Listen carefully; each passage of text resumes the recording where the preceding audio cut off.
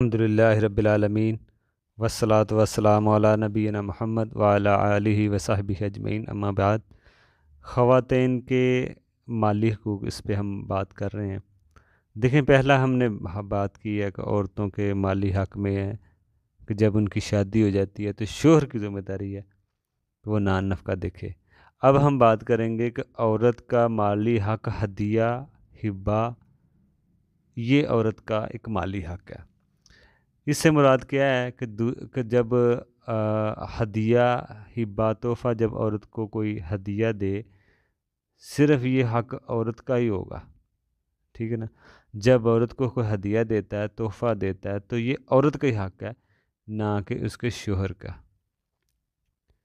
اب شوہر یہ نہ سوچے کہ جو بیوی کے پاس ہے وہ میرا ہے۔ بہت سارے شوہر بیوی کا مال لے لیتے ہیں۔ بعض اوقات عورتوں کو ہدیہ دینا فرض ہو جاتا ہے۔ دیکھیں، اب جب ہم نے بات کی ہے کہ شوہر یہ نہ سوچے کہ بیوی کے پاس جو کچھ ہے وہ میرا ہے۔ جو بیوی کا ہے وہ بیوی کے پاس ہے، وہ بیوی مالک ہے۔ اور بیوی یہ نہ سمجھے کہ شوہر کی جو جائیداد ہے وہ ساری میری ہے، وہ شوہر ہی مالک ہے۔ مرنے کے بعد دونوں کے ایک دوسرے کا بنے گا۔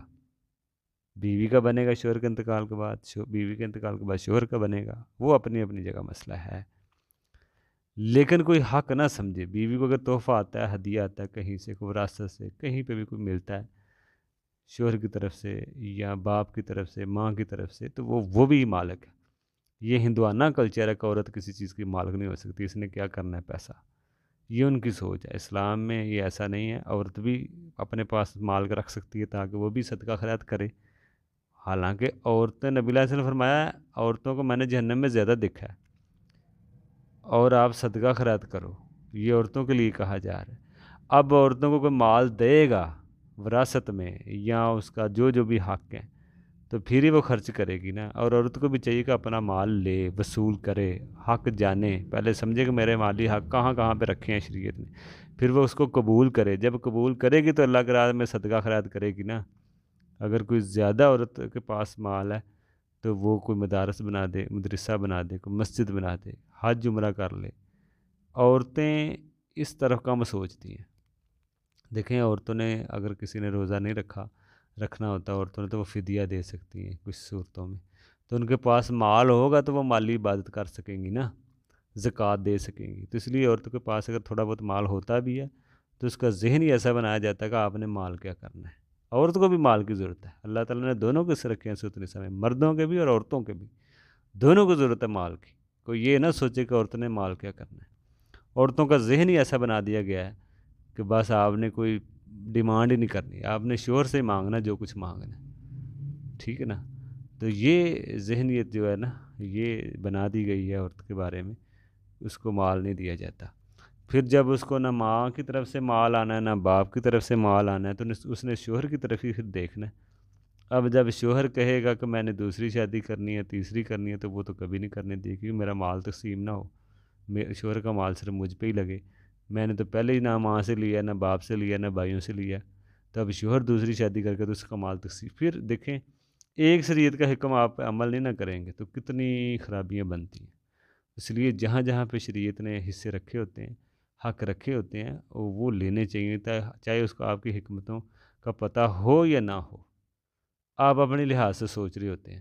صحابیات کے بارے میں آتا ہے وہ اپنا حق نہیں چھوڑتی تھی۔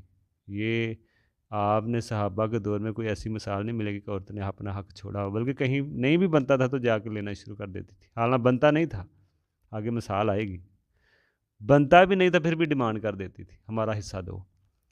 تو یہ صحابیت کا یہ معاملہ ہے کہ وہ اپنا حصہ کبھی چھوڑتی نہیں تھی۔ آج عورتوں کا ذہن ہی ایسا بنا دیا جاتا ہے، بڑوں نے ذہن ہی ایسے بنا دیے ہیں کہ بس آپ نے حصہ مانگنا ہی نہیں ہے، آپ کو ضرورت ہی نہیں ہے، آپ نے کیا کرنا ہے پیسہ۔ عورتیں بھی بیچاری مجبور ہوتی ہے، اور مرد جو ہوتے ہیں لوگ بھائی، وہ نجائز فائدہ اٹھاتے ہیں اپنی بہنوں سے، ان کی مجبوری کا فائدہ اٹھاتے ہیں۔ یہ قیامت والے دن ان کو پائی پائی کا حساب دینا ہوگا۔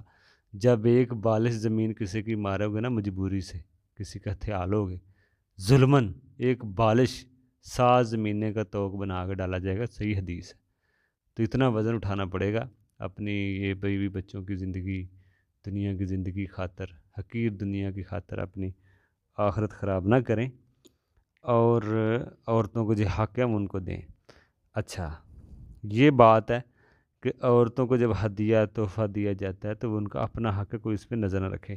بعض کا عورتوں کو ہدیہ دینا فرض ہو جاتا ہے، وہ کیسے؟ جب آپ نے ایک بیوی کو تحفہ دیا تو دوسری کو بھی دینا ضروری ہو جاتا ہے، عدل کرنا لازمی ہے۔ مثال کے طور پہ آپ نے ایک بیٹے کو کوئی دیا ہے تو بیٹی کو بھی دینا لازمی ہوگا، سب کو برابر برابر دینا، یہ شرط ہے، ٹھیک ہے نا؟ بیٹیوں کو بھی بدل چاہیے، حصہ لینا چاہیے اپنے باپ سے۔